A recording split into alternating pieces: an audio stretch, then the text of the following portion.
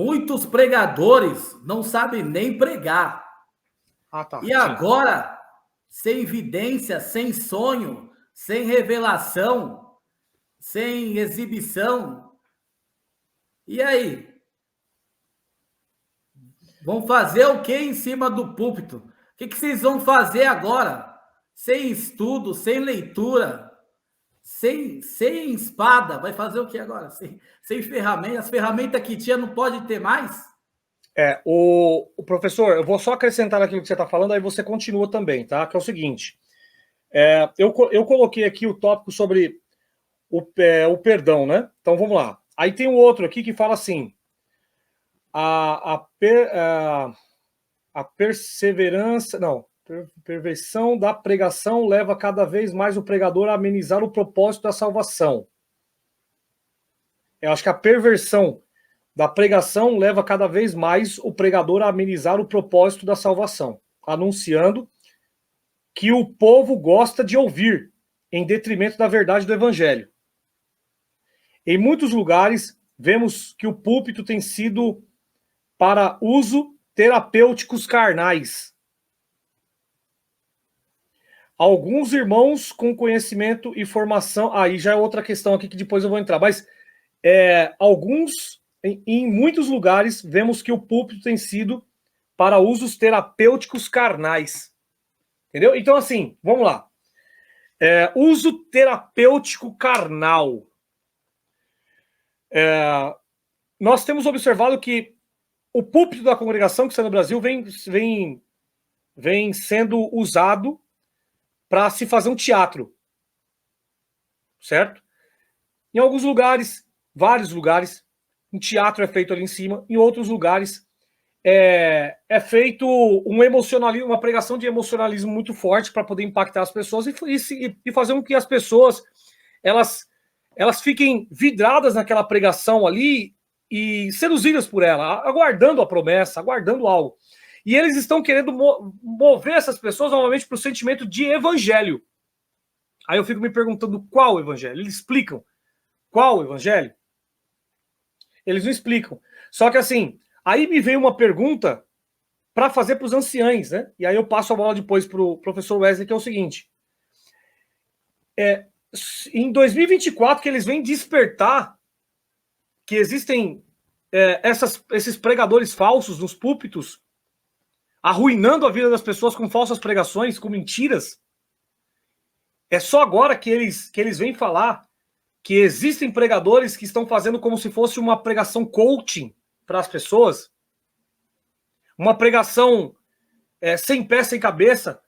E eles colocam aqui, né? Pregam aquilo que o povo gosta de ouvir.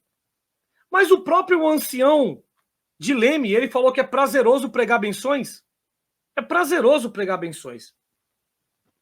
Entendeu? Então, assim, se lá no púlpito da congregação do Brás, publicamente, ao vivo, eles pregam o que as pessoas querem ouvir, porque você pega pregações lá, tem um ancião que é do próprio Brás aí, me parece, ali que não sai ali do Brás, ali que eu acho que é Norival Marques, alguma coisa assim, que todas as pregações dele é só benção, só prosperidade.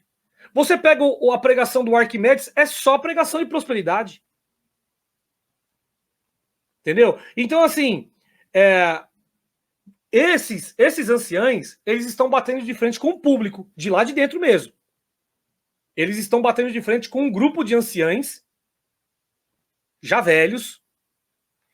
Muitos que eles estão batendo de frente são empresários, são homens de grande influência. O próprio Arquimedes é um homem de grande influência. Como é que agora ele vai mudar o tipo de pregação da palavra dele que ele prega, que o moço vai ser ancião? Se prepara, moço, que você vai subir um dia aqui, você vai pregar a palavra aqui. Se prepara, moço, que um dia você vai ser advogado, você vai ser cientista, você vai ser médico. Se prepara que um dia você vai estar num palacete. Ele pregou isso. Deus vai derramar riquezas na sua vida, você vai viajar para tudo quanto é lugar. Ele pregou isso. Eu queria ver ele pregar esse tipo de coisa aqui na comunidade, aqui, ó. Dentro da igrejinha, na comunidade. Ele pregar esse tipo de coisa. Como o próprio Paulinho do Paulista, ele pregou lá no Paulista, Ele pregou, acho que uma Ferrari ou uma Lamborghini para alguém, né? Não foi? Ele profetizou uma Lamborghini para alguém. Eu gostaria de ver esses anciãos vindo aqui no meio dos casebres aqui na comunidade, pregar Lamborghini para as pessoas, avião, que nem ele pregou, né? Vou te dar um avião. Entendeu? Mas não vem, sabe por quê? Porque são falsos profetas. E agora, eles estão colocando aqui, né? Pregam, anunciam e pregam aquilo que o povo gosta de ouvir. Mas só agora? Só agora que eles estão vindo com essa narrativa? Então parece que a congregação cristã no Brasil ela não está sendo gerenciada. O que parece é que a congregação cristã no Brasil ela não está sendo acompanhada, não tem-se pessoas de responsabilidade para analisar as palavras que são pregadas, para chamar na chincha esses caras que ficam pregando falsas profecias em cima do púlpito. Eles não ouvem a Irmandade para saber, olha, peraí, a pregação está cumprindo? Vamos verificar aqui o índice de pregação cumprido na vida do povo. Que eu acho isso também um absurdo. Mas, como eles trabalham com profecia, eles deveriam ter uma lista de quantas pregações versus quantas benções que as pessoas se levantaram para poder... Não é verdade, Douglas? A unção. Quantas unções? Você foi fazer quantas visitas esse mês? Eu fui fazer 30 visitas. Quantos faleceram? 29. E quantos continuaram em cima da cama? 1. E quantos se levantaram? Nenhum. Então está acontecendo alguma coisa com o seu óleo. Vamos trocar o óleo? Ou vamos trocar o pregador? Porque na pandemia não funcionou. Entendeu? E o que mais se vê não é o povo indo nos hospitais levar o evangelho. O que se vê é o povo indo no hospital poder tocar hino. Onde está escrito isso na Bíblia? Que nós temos que ir lá no hospital para poder tocar hino. Jesus falou para ir curar os enfermos. Não falou para poder tocar hino. Então tem uma problemática na congregação. Entendeu? Professor Wesley, fique à vontade, querido. Exatamente, Michael. Então, o que tem ocorrido há muitos anos, né?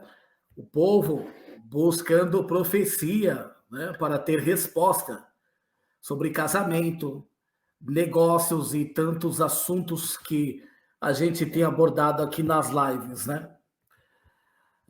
Então, vamos ver agora o que vai acontecer, como que vão se comportar, né? Se eles vão se ajustar essas regras, né? Nunca se ajustaram, sempre foi falado sobre isso, sobre profecia, né? Sobre essas pregações que pregam constantemente para agradar o ego das pessoas, né? É como foi citado, é a corrupção, a perversão, é a rebeldia. São rebeldes contra o sistema, né? Contra a doutrina. Eles não aceitam o que vem lá de cima. E agora? Né? E agora? Vão aceitar? Vão ficar calados? Né? Vão defender o que eles vão... Como eles vão se portar agora? Né? O povo, quem sofreu com isso, com o sonhador, foi o povo. O sonhador tem sonhado constantemente, né? Sonhou e lançou esses sonhos, essas imaginações, e apontou e fez promessa, profecia, e as pessoas saíram esperançosas e nunca viu o cumprimento dessas profecias, né? Cadê o livro de registro dos milagres? Cadê o livro de registro dessas evidências, desses fatos? Tem-se? Não tem, gente. A gente sabe que não tem. Então, vejamos que agora, estes que estão à frente vão se portar de como? Vai ter auditores, vão ser avaliados, né, constantemente, vai ter uma avaliação interna, né? E agora? Se esse pregador não se encaixar, ele vai ser destituído, vai ser tirado do seu cargo, ele vai perder o seu ministério? Ou ele vai continuar usando desse poder para continuar fazendo as suas profecias de forma rebelde, né, constantemente. Agora eu quero saber de você, que esses dias buscou a profecia, e a resposta que a reunião que trouxe foi essa, referente profecias. Parar com isso aí, gente. Parar com isso aí, porque o efeito é contrário, o efeito é destrutivo. Esse efeito que trouxe não foi de respeito, foi um efeito totalmente ruim, como o Michael colocou.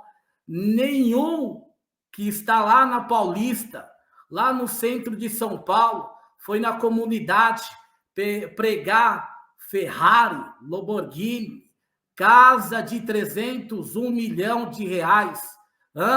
Nenhum, porque sabe que o lugar é totalmente diferente e a renda salarial dessas pessoas é muito inferior. É um salário mínimo, muitas das vezes, não tem nem condição de contribuir, mas contribui com a sua vontade de ir à igreja, estar constantemente a congregar, e quando chegam lá, são iludidas, são levadas ao engano, porque o pregador, ele não tem dom, ele não tem leitura, ele não tem estudo, ele não tem compreensão do texto nem interpretação. E quando ele prega de forma aleatória. E quando ele não entende o texto, ele foge do texto e usa um outro texto para poder fazer a sua exortação. E as pessoas não têm momento nenhum, um momento de oportunidade para falar: olha, você fugiu do texto, volta para o texto, por favor. Isso aí, professor Wesley. Agora eu vou passar a bola aqui. Se o Jonas estiver disponível aí, só um minutinho, Douglas. Aí eu passo a bola para você ou então para o Jonas, se ele estiver disponível. É o seguinte, só para finalizar aqui os tópicos, né? Alguns irmãos com conhecimento e formação foram solicitados para escrever e revisar. Eles colocaram isso. Alguns irmãos com conhecimento e formação foram solicitados para escrever e revisar. Ou seja, a obra antigamente era guiada pelo Espírito Santo.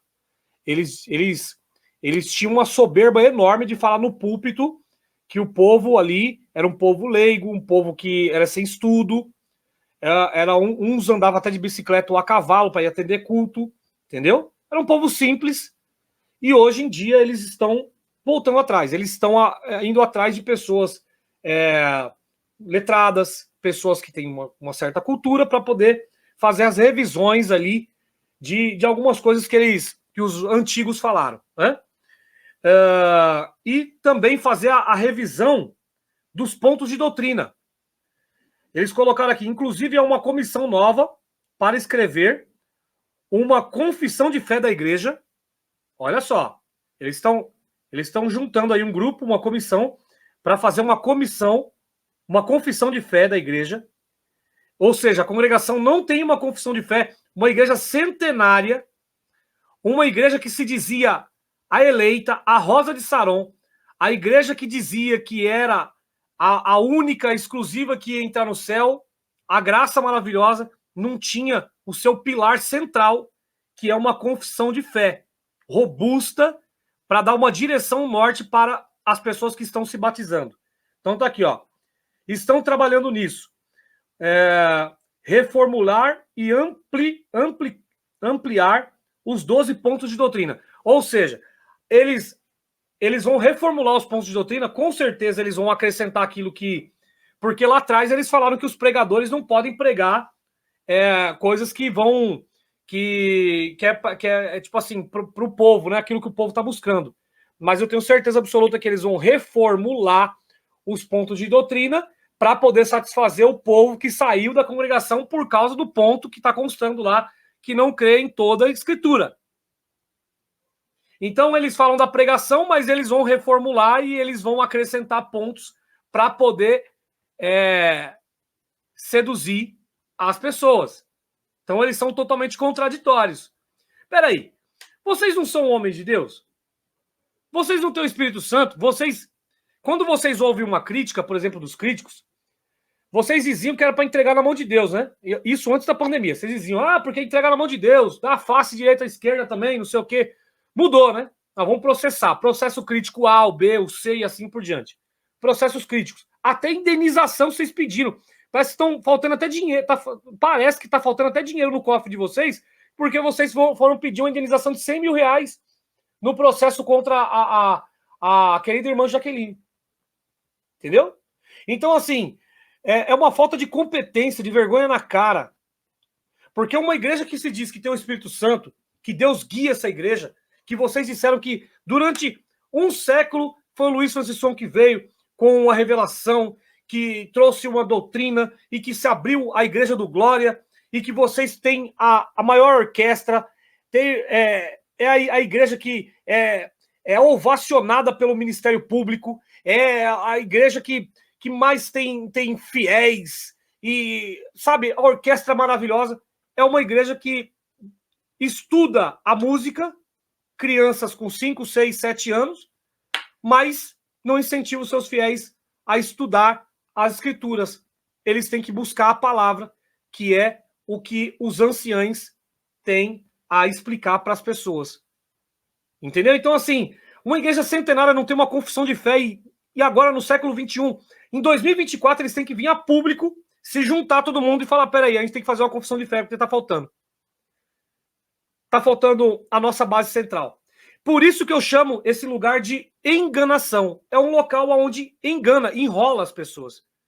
Vocês, com todo o respeito à pessoa de vocês, mas eu estou falando concernente ao ancianato, vocês são manipuladores e enganadores.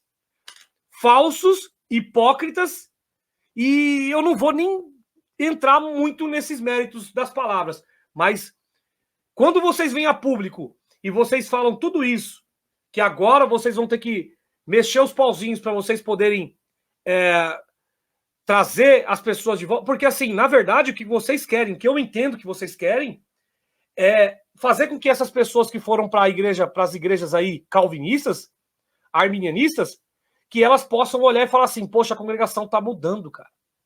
Mas não adianta nada vocês pegarem e mudar no papel. Não adianta nada. Vocês virem aqui mudar no papel. Tá aqui, ó. Papel, vocês mudaram. Mas na essência, no coração, aqui, ó, no coração, vocês não mudaram nada. Vocês ainda continuam sendo exclusivistas.